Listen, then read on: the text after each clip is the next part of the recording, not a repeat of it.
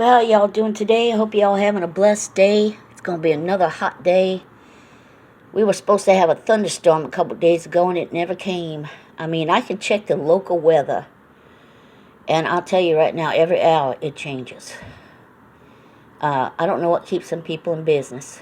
I mean, it's not hard to tell, really, what the weather's going to be. But it is what it is. And, I want to say Happy Father's Day to anybody out there that is a father or a grandfather. That's a father 2 times over right there, or even a great-great-grandfather. Yeah, I miss my father. You know, I was in a live chat last night, and a woman said her father had got a hold of her, talked with her, and I said, you're very lucky, that you have that ability. My father's been gone, well, they tell me 4 or 5 years now, but, and that might sound strange, but I don't keep track of stuff like that. I think we all, whenever you lose somebody, a loved one, you grieve at your own rate, okay? To me, my father is like, yeah, I know I can't pick up a phone and call him anymore, but to me, he's always there.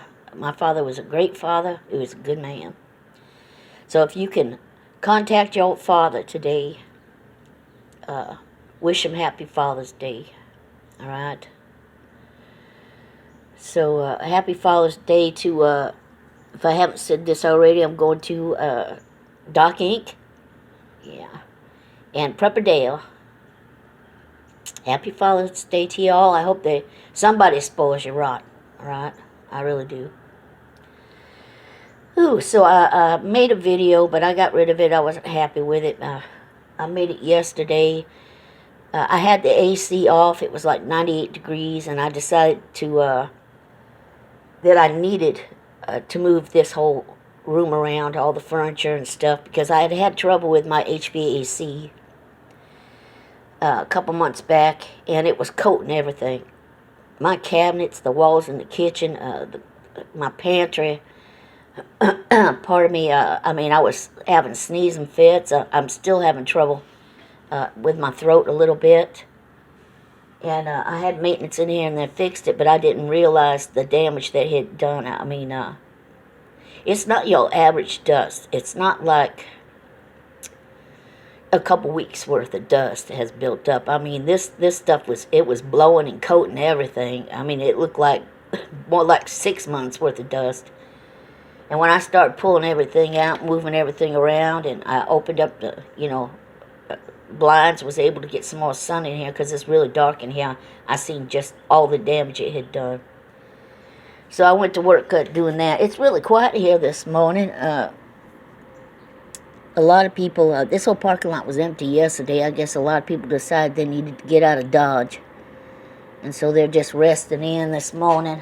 I didn't get up till 9, which is very unusual for me.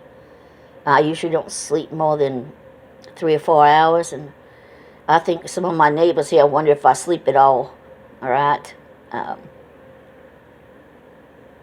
a lot of them think I'm crazy because I'm very social. If I'm sitting out there, hey, how y'all doing? Y'all look like you're about to, have a good time and join each other's company. Y'all have a good time. And to people these days are very antisocial, and when you're social like that, they have a tendency to think you're crazy.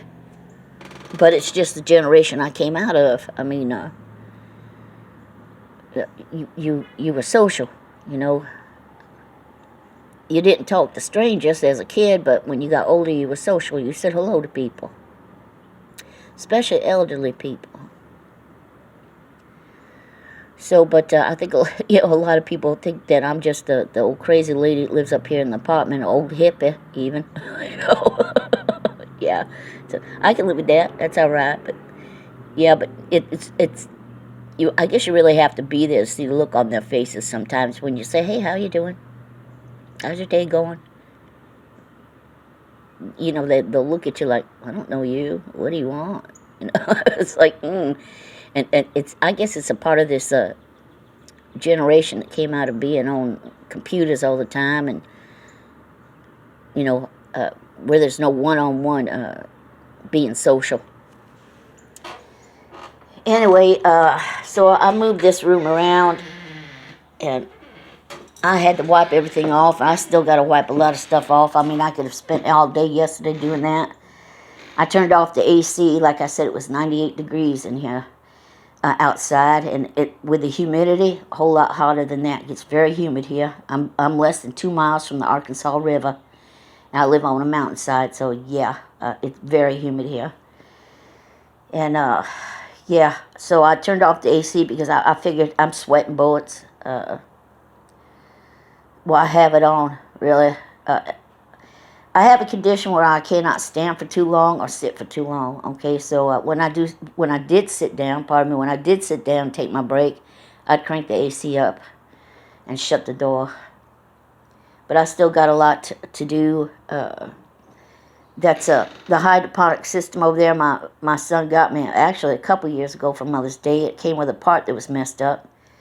And he come down and saw me on his birthday. He drove down here from North Carolina. He was only able to be here a day and a half. Is what he is. I would have loved for him to come for a week or two, but he's working, so. And he replaced the part. Well, he found something that we think is going to replace the part, so I'm going to be setting that up over there on the corner of that table. He says I can grow a salad all winter long. Problem here is that there's very little plug-ins. That whole kitchen bar right there, not a plug-in. The nearest plug-in is over there. Yeah, right. So I do have some extension cords and some power bars, and I'm going to see if I can't just hook that up. But I'm going to eventually get that together and see if it works. We're hoping that we were able to, like, fix it, you know, so. And I got a dozen other things to do, but I'm going to try and take it easy today because I really overdid it yesterday. I mean, yeah, this stuff is very heavy. So, and I was moving it around and cleaning out behind it. Ooh, what a mess. I finally got the rest of my canned goods in. That's what that is right there. I had an excellent deal. Was 12 cans of green beans for $4.97, pardon me. And then I got 2 of them, and then 12 cans of corn for $5.87. I got 2 cases of them, and then a case, 12 cans of peas for $5.87, $5.97, and I got 2 cases of them. Now that comes down to about 50 cents a can. All right. I talked about this in another video. I think what they're doing is the Walmart's. I get through Walmart's, and they're associated with Sam's Club, so. If you live in a city that has several Sam's Clubs, several Walmarts and a Sam's Club nearby, they will fill some of your order through the Sam's Club because they are affiliated. Because no Walmart's going to have that kind of warehouse capacity. So that's what they're doing. I think they're clearing out last year's harvest to make room for this year's harvest. If you didn't see the other video, they're predicting, the president said, they're predicting food shortages in October, but he never offered up a solution to that whatsoever. And it's going to fuel the price of everything going up. Farmers are saying that they're not getting the yield that they did. They can't afford to ship it out. So yeah, no. A couple years ago, I was on a friend's channel, and they were doing a vlog, and they were saying that, they think this was all going to blow over in just a little bit, and I left a comment saying this is far from over. This is far from over, and that was at least a year and a half ago. And it has gotten worse exponentially. It really has, and I don't see it getting any better. I really don't. I think the preppers have a valid point, right? People got to where they estimated, actually, that people didn't have enough food in their house to last them a week. And that includes people with kids. Because they got to where, they were working, didn't feel like cooking, and they gave into that convenience of, stopping and picking up something on the way home. To me, that's a treat. That's not a way of life. I never get to go out and eat. I can't remember the last time I had a McDonald's cheeseburger or a chicken nugget. All right, unless I made it myself. And to tell you the truth, a homemade hamburger is a whole lot better. But still, I grew up on McDonald's. Yeah, so it's a fond childhood memory. It's a treat once in a while. Although since I've cut sodium out of my diet, table salt and stuff like that, very salty stuff like chips and certain things. It's McDonald's a cheeseburger tastes like a salt lick to me. That's what it tastes like. All you can taste is salt, salt, salt, salt. Everything has a natural amount of sodium in it. And if you cut out salt, you can start to taste salt more in things.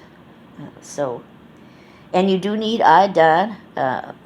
It is a essential nutrient for survival, but they add it to salt. But you can get iodine separate from salt and take iodine. I know preppers who have it. So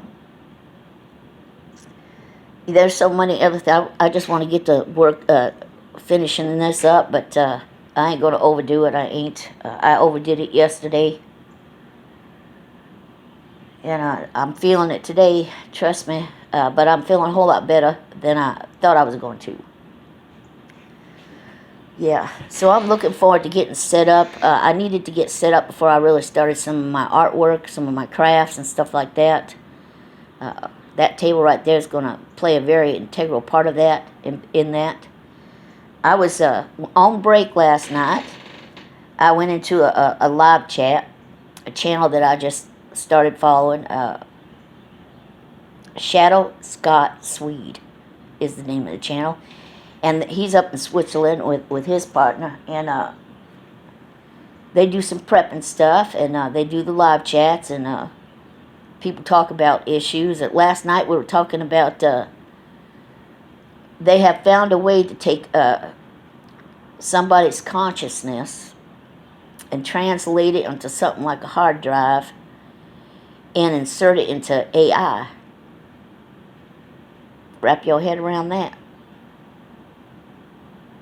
Now, to me, that's a scary thing.